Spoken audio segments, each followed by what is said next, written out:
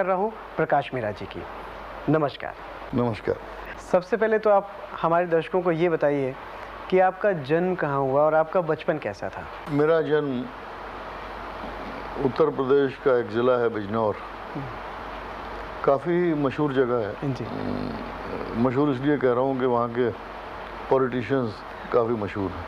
बचपन कुछ जैसे अकेलापन इंसान महसूस करता है। मेरी माताजी के स्वर्गवास के बाद मुझे कुछ ये महसूस होने लगा कि मैं अकेला हूँ। पिताजी आपके? पिताजी हमारी माताजी की मृत्यु के बाद हमारे पिताजी कुछ बैरागी से हो गए थे। एक तरह से मैं ये कहूँगा उन्होंने संन्यास ले लिया था। वो ज़्यादातर हरिद्वार चले जाया करते थे, वहाँ से फिर बिजनौर आ जाया करते थे। बिजनौर में मेरा दिल नहीं लगा, मेरी मासी मुझे दिल्ली ले गई।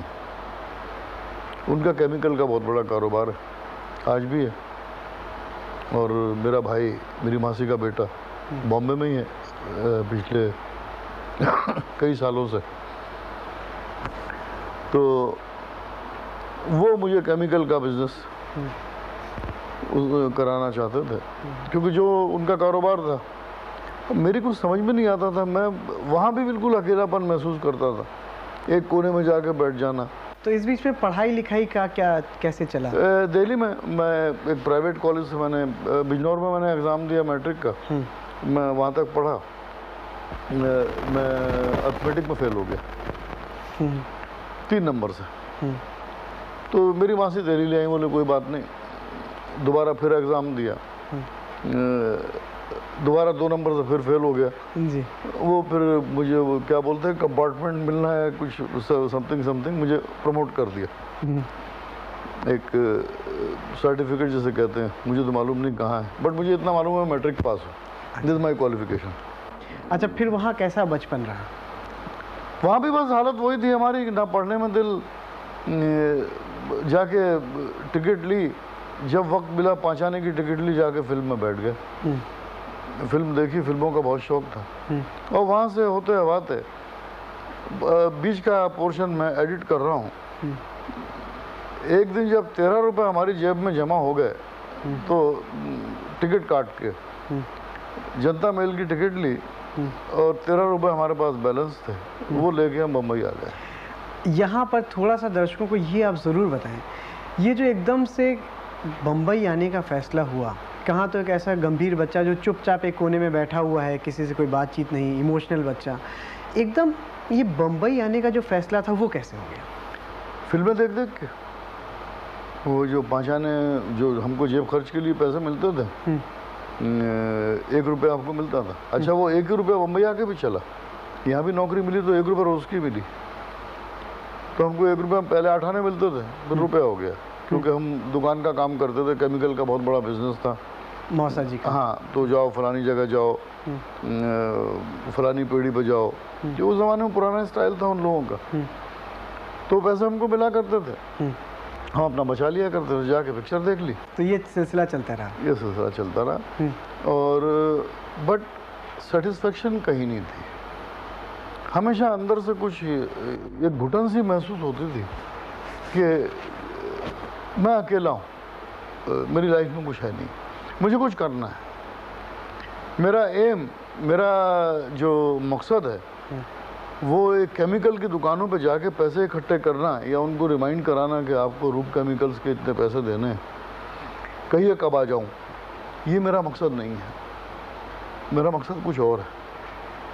और ये दिल में ठान के, जिसे आप कहते हैं कि डू और डाई, करो या मरो, ये डिसाइड करके, या तो ये होता ना कि आप कोई आपसे मिसबिहेव कर रहा हो, सलूक अच्छा ना हो, ऐसा कुछ नहीं था। बहुत प्यार मिला, बट खोया बहुत कुछ।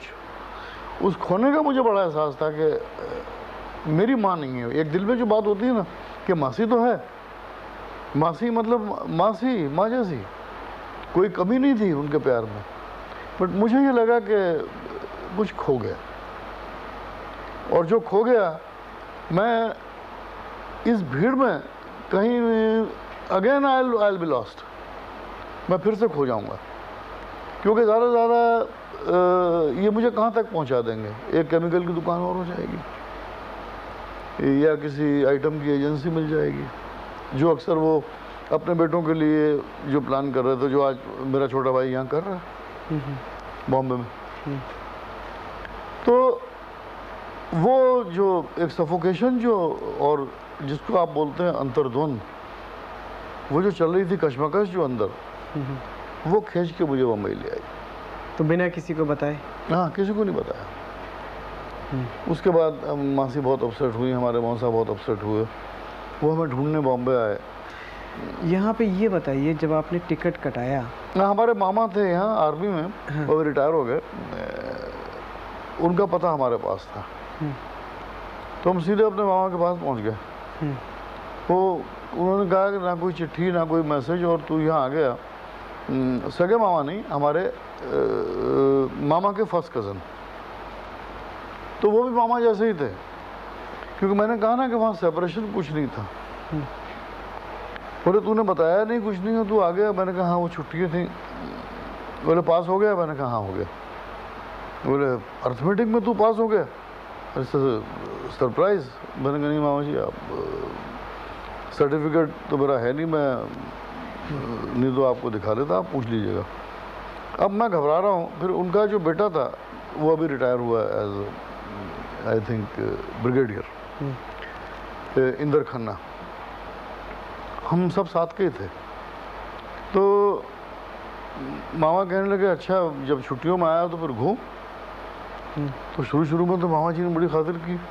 बाद में जब उनको कोई टेलीग्राम मिल गया कि प्रकाश मेहरा इज मिसिंग और वो यहाँ कहीं दिल्ली में कहीं नहीं है, अगर बॉम्बे तुम्हारे पास पहुँचाओ, जब उनको पता लगा कि ये तो भागे हुए हैं, ये भागे हुए हैं घर से, तो उन्होंने आर्मी स्टाइल में नेक्स्ट डे बोला गेट आउट, नमस्ते, बाहर निकलो।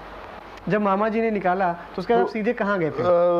भटक रहे थे, कभी ट्राम में सोते थे, कभी रेलवे स्टेशन पे सोया करते थे। खाना पीना 10 पैसे 20 पैसे, कभी चने खा लिए कभी नहीं खाए, और मतलब कुछ पैसे 2-4 रुपए में बचा के रखता था, जो भी बचे हुए थे। तो उसमें से कैसे 5-5 पैसे 10 पैसे 20 पैसे इतने में गुजारा करना, और टिकट लेनी नहीं। ट्राम में सो गए, 10 पैसे की टिकट आया करती थी या 5 पैसे की, मुझे ठीक से याद नहीं है। और वो ट्राम चलती थी दादर से या किंग सर्कल से या साइन से कहीं से, और लास्ट स्टेशन बोरी बंदर उसका हुआ करता था। तो रात को हम लास्ट ट्राम पकड़ते थे और वो यार्ड में जाके खड़ी हो जाती थी, उसी में हम सो जाया करते थे। करते कराते कारदार स्टूडियो में हम पहुँचे, क्योंकि जो ट्राम वो जाया करती थी वो ट्राम की रूट थी। तो वहाँ हमने देखा बहुत मोटा मोटा लिखा हुआ था कारदार, कारदार प्रोडक्शंस एंड समथिंग समथिंग। हम उतर गए, वहाँ पहुँच गए। वो गेट कीपर हमें घुसने नहीं दिया अंदर। खैर बड़ी मुश्किल से हम वहाँ पहुँचे। कारदार स्टूडियो में एक फिल्म की शूटिंग चल रही थी। उस फिल्म का नाम था बाप रे बाप, किशोर कुमार। पहली दफ़ा हमने किशोर कुमार को देखा। किशोर कुमार को देखा तो हम देखते रह गए। बहरहाल अब ये स्ट्रगल का पीरियड यहाँ से हमारा अब चल रहा है। अब हमारी जेब में 2 रुपये 2.5 रुपये या 3 रुपये हैं, ठीक से हमें याद नहीं है। कैंटीन में जाके चाय पी, तो वो कैंटीन वाला वो भी यूपी का, वो कहने लगा तुम यहाँ क्या हीरो बनने आया? मैंने कहा नहीं, हीरो नहीं बनने आया। तुम सुबह से बैठा हुआ, अभी शाम हो गई है, तुमने एक चाय पी है और एक उस ज़माने में बोलते खारा बिस्किट आता था, वो बिस्किट खाया, कुछ खाना वाना नहीं खाया? मैंने कहा नहीं। कुछ खाएगा? मैंने कहा नहीं। मैंने कहा ये आवाज़ कैसी आ रही है? जो संगीत कुछ बज रहा था। बोले सामने रिकॉर्डिंग चल रही है, मदन मोहन संगीतकार का नाम सुना है? मदन मोहन का नाम सुन के तो मैं और फ्लैट हो गया। मैंने कहा हाँ सुना है। लता मंगेशकर? तो मैं उसकी तरफ देख ही रहा हूँ। बोले चलो मैं तुम्हें लेके चलता हूँ। वो कैंटीन वाला मुझे ले गया और उसने बोला कि तुम यहाँ बैठो, और कोई म्यूजिशियन था, उसको बताया कि देखो हमारा आदमी है, इसको खाली ये देख रहा है, इसको देखने देना। वहाँ पहली दफ़ा मैंने मदन मोहन को म्यूज़िक कंडक्ट करते हुए देखा। लता जी को गाना गाते हुए देखा, मुझे ऐसा लगा मैं कुछ एक ड्रीम वर्ल्ड में आ गया हूँ।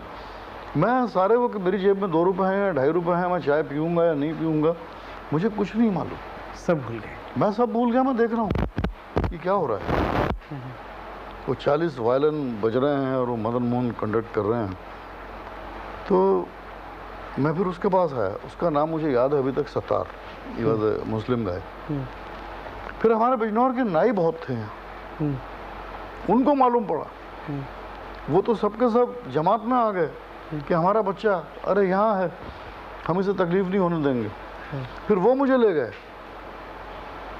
फिर वहाँ भी मैं नहीं रह पाया, मैंने कहा नहीं मुझे कुछ करना है भाई, वहाँ से भी मैं चला आया। तो एक मिस्टर मौर्य थे, उत्तर प्रदेश के थे, ये फिल्म्स डिवीज़न में वो प्रोडक्शन मैनेजर थे, मौर्य साहब। तो वो मुझे मिल गए, क्योंकि मुझे फिल्मों का मतलब सिर्फ फिल्म डिवीज़न ही मेरी समझ में आती थी, बात और कुछ नहीं, नाम सुन के। हाँ, क्योंकि जब सेंसस सर्टिफिकेट से पहले जब डॉक्यूमेंट्री चलती थी तो फिल्म डिवीज़न ऑफ इंडिया, तो मुझे लगता था फिल्में यहीं बनती हैं, यही एक जगह है। तो मुझे लगा कि ये करेक्ट गोल है, बड़ा करेक्ट आदमी मुझे मिल गया, मिस्टर मौर्य। उनको मैंने सारी अपनी कहानी सुनाई कि ऐसे ऐसे। अरे यार बोले, तुम तो हमारे उत्तर प्रदेश के ही हो, और दिल्ली हमारे भी, उनके भी कोई रिलेशन में थे जिनका केमिकल का कोई कारोबार था। बोले वहाँ तो हमारी भी एक दुकान है, तो बेटे मैं तुम्हारी हेल्प करूँगा। 1 रुपया रोज़ पे वहाँ हमको नौकरी मिली, यानी कि 30 रुपये महीना पे। 30 रुपये महीना। बोले या तो 30 रुपये महीना ले लो या 1 रुपया रोज़ ले लो। तो हमने कहा हमको 1 रुपया रोज़ सूट करता है। तो क्या काम दिया उन्होंने? ये आपके कैमरा के स्टूल उठाना है, फोकस लेना, और कभी क्राउड में बिठा दें, कभी वो किसी करेक्टर के साथ हर तरीके का काम। हाँ हाँ, मतलब कितनी मैं आपको डिटेल में बताऊं, मतलब जितने काम हो सकते थे, पूरी मेहनत लेना। हाँ, कुली से लेके मुझे पहली दफ़ा मालूम पड़ा कैमरा फोकसिंग क्या होती है, जो सीखा मैंने वहाँ। उसके बाद साहब उन्होंने तनख्वाह मेरी 2 रुपये रोज़ कर दी। बहुत खुश हुए मेरे काम से, वो लड़का बड़ी मेहनत करता है। होते होते साहब 3 रुपये रोज़ कर दी, 90 रुपये महीना। तो हम तो राजा हो गए, हमने कहा अरे लोअर बॉम्बे में क्या चाहिए। बट फिर वही सेटिस्फेक्शन नहीं कि ये वो नहीं है जो तू फिल्में देखता था, वो देवानंद कहाँ है, वो दिलीप कुमार कहाँ है। ये तो फिल्म प्रभाग की प्रस्तुति चल रही है। हाँ, यहाँ तो कुछ और ही चल रहा है। एक ट्रेन चल रही है तो चले जा रही है, एक कोई डॉक्यूमेंट्री बन रही थी, मुझे नहीं मालूम किस चीज़ के ऊपर बना रहे थे वो। तो मैंने मौर्य साहब से कहा, मौर्य साहब ये मेरा मकसद ये तो नहीं है। बोले यार तू जो मकसद लेके आया, मैं तुझे हीरो नहीं बना सकता। मैंने कहा मुझे बनना भी नहीं है, मगर मुझे या तो कुछ लिखने पढ़ने का काम हो। तो जो स्क्रिप्ट उनकी होती है ना डॉक्यूमेंट्री की, तो बोले इसकी 4 कॉपियाँ बनाओ। उस ज़माना जेरोक्स नहीं होता था कि लिखो। हाँ, कार्बन लिख के बोले लिखो। अरे मैंने कहा ये नहीं मैं कह रहा हूँ। फिर वो मौर्य साहब ने मिलवाया इनसे, विनोद देसाई, इनके समधी थे धीरूभाई देसाई। उनकी एक फिल्म बन रही थी जिसमें शाहू मोदक हीरो थे, राजा विक्रम या कुछ अजीब सा नाम था। तो मौर्य साहब ने बोला कि इनके पास जाइए और यहाँ आपको काम मिलेगा। अब बिटवीन मौर्य साहब एंड दैट ग्रुप अगेन हमारी स्ट्रगल शुरू हो गई, क्योंकि हमारे पास वही 1 रुपया रोज़ हमको मिला करता था। हाँ, उसके बाद 3 रुपये रोज़ तक पहुँच गए थे। तो जेब में कुछ 10-20 रुपये बैलेंस होंगे, कुछ हमने कपड़े वपड़े बनवा लिए। उस ज़माने में 3 रुपये की 4 रुपये की टी शर्ट मिलती थी, तो वो भी ख़त्म हो गए। अब हमारे पास जाने के लिए पैसे नहीं, विले पार्ले हमको जाना है उनके ऑफिस में, और फिल्म डिवीज़न कहाँ है। अब मौर्य साहब से हम कह नहीं पा रहे हैं कि साहब ना, वो ज़िंदगी में हमने कभी किया ही नहीं। तो हम वहाँ से पैदल चले, विले पार्ले से ना, फिल्म डिवीज़न से। अच्छा, वो पैडर रोड से जी, और विले पार्ले पहुँचना तकरीबन 10-15 किलोमीटर ज़्यादा। दादर पे आके हमारे पैर जवाब दे गए,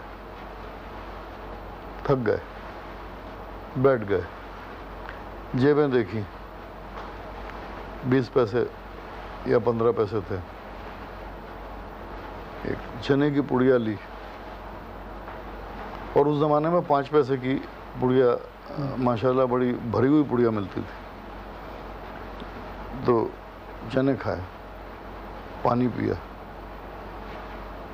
फिर पूछा विले पार्ले कहाँ है? बोले फलाने प्लेटफॉर्म पे जाओ, टिकट लो, फास्ट ट्रेन पकड़ना मत, वो विले पार्ले नहीं रुकती, देख लेना। अब कह तो दिया, अब हम कहाँ ट्रेन पकड़ने काबिल थे। वहाँ से फिर चले विले पार्ले पहुँचे। शाम हो गई, बहरहाल मिले उनसे जाके, ऐसे ऐसे मौर्य साहब ने, हाँ बाहर बिठाओ। वहाँ वो लड़का मथुरा दत्त जो उनका चीफ असिस्टेंट डायरेक्टर था, बाद में वही एमडी शर्मा पूना इंस्टीट्यूट के प्रोडक्शन कंट्रोलर बने थे। तो उसने पूछा कि भाई, मैंने कहा यार मथुरा ऐसे ऐसे है और मौर्य साहब ने भेजा ना। बोले अब तो शाम हो गई, तुम कल आओ। तो बॉम्बे एयरपोर्ट बड़ा सूना, वहाँ लोग आया करते थे, जाया करते थे। बॉम्बे एयरपोर्ट चले गए, वहाँ देखा कुछ लोग हार लेके जा रहे हैं। उस ज़माने में बड़ा क्रेज़ हुआ करता था, कोई लड़का फ़ॉरेन पढ़ने जा रहा है या वहाँ से पढ़ के आ रहा है। एक ही एयरपोर्ट था, वहाँ एक आदमी को ज़रूरत थी कुछ सामान उठवाने की। 3 सूटकेस थे, हमने उठाए, उसने हमको 5 रुपए दे दिए। हम तो रईस हो गए। वहीं सामने गार्डन था, सो गए। सुबह उठे, 5 रुपए थे हमारे पास। तो अब ये जद्दोजहद और ये स्ट्रगल मैं कहाँ तक बयान करूँ? ये सिलसिला बहुत आगे जाके टूटेगा। अच्छा, इस बीच में क्या कोई भी मोड़ ऐसा नहीं आया जबकि ये लगा हो कि यार बहुत स्ट्रगल है, चलो छोड़ देते हैं, वापस चलते हैं मौसी? नहीं, कभी नहीं सोचा भी नहीं। अच्छा, तो फिर कौन सी ऐसी शक्ति थी जो बल दे रही थी कि नहीं प्रकाश मेहरा, तुम डटे रहो? बस वो कारदार स्टूडियो में जाना, वो उसका कैंटीन वाले का मिलना, मदन मोहन से वहाँ मिलवाना, उनका म्यूज़िक देखना, उनकी शूटिंग पे जाना। और उस लड़के ने एक बकअप दिया कि नहीं, अरे कुछ बनना है इधर तो करो। ये सब जो अभी ये जो खड़े हुए हैं, ये सब ऐसे ही बने। ये किशोर कुमार इधर बैठ के चना खाया करता था। तो वहाँ से बड़े हौसले मिले थे, बड़ी हिम्मत मिली थी। तो एयरपोर्ट पे जब वो सामान उठाया तो हमने कभी नहीं सोचा कि हमने कोई कुलीगिरी की है। नहीं, हमने मेहनत की। उसने हमको 5 रुपए दिए, हमने कहा थैंक यू। थैंक यू कह के एयरपोर्ट के गार्डन में आए, सो गए। सामने ही उनका दफ्तर था। उस ज़माने में स्टूडियो कहलाया करता था वो, विष्णु सिनेटोन और समथिंग। नेक्स्ट डे उनके यहाँ गए, मथुरा दत्त से मिले और उन्होंने मिलाया। बोले भाई मेरे यहाँ तो काम नहीं है, मेरे समधी हैं, वो एक फिल्म बना रहे हैं नाग देवता, तुम उनके पास जाओ। तो मरीन ड्राइव पे हम अपने मामा के यहाँ रहा करते थे, रवेरा बिल्डिंग में। और ये विनोद देसाई, इनकी जो बिल्डिंग थी गोविंद महल, वो भी मरीन ड्राइव पे थी। तो उन्होंने हमको मरीन ड्राइव भेज दिया। अब वहाँ विनोद देसाई के यहाँ फिर स्ट्रगल शुरू हुई। उनके यहाँ कभी शूटिंग हो तो पैसे मिलते थे, नहीं हो तो नहीं मिलते थे। अगर बचे हुए हैं तो आप काम चलाइए, नहीं हो तो वही चने खाइए। हाँ, और मरीन ड्राइव पे हमारे मामा का घर, वहाँ से हम मतलब कितना चल के हम जब पेडर रोड से वहाँ विले पार्ले पहुँच गए, तो मरीन ड्राइव से मरीन ड्राइव जाना कोई दूर नहीं था। हमारे भाई ने, हमारे कज़न ने हमको देखा मरीन ड्राइव पे, हमारे मामा के बेटे ने हमको आवाज़ें दी, हम पलट के नहीं गए कभी नहीं।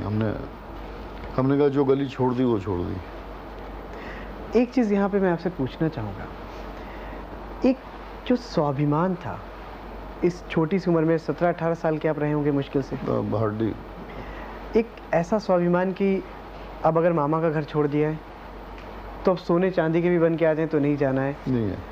मौर्य साहब के पास नहीं रुकना, नाइयों के पास नहीं रुकना, सत्तार भाई के पास नहीं रुकना। ये बचपन में कुछ ऐसा था कि संस्कारों के साथ था या देख देख के ज़माने की ठोकरों से? जब माँ हमारी नहीं रही तो एक फीलिंग ये आई कि कुछ तुम्हारी लाइफ से बहुत कुछ चला गया। ये मामा है, ये नाना है, ये नानी है, दिल्ली गए तो ये मासी हैं, बट वो माँ कहाँ है? वो तो नहीं है। तो वहाँ से एक कुछ करने की भावना, हाँ, वो ऐसी पैदा हुई कि जो आज तक मर नहीं पाई। हमें तो ये यकीन ही नहीं होता कि एक्शन फिल्में बनाने वाले इतने बड़े प्रोड्यूसर डायरेक्टर एक इतने सिंपल आदमी है, एक इतने ज़्यादा भावुक आदमी है। कितने ही स्टार इन्होंने बनाए हैं, कितनी इन्होंने इतिहास रचे हैं, सदियां देखी हैं, लोगों को बनते बिगड़ते देखा है, लेकिन यह इंसान अंदर से इतना भोला है, इतना सच्चा है, ये तो कभी अंदाज़ा भी नहीं था।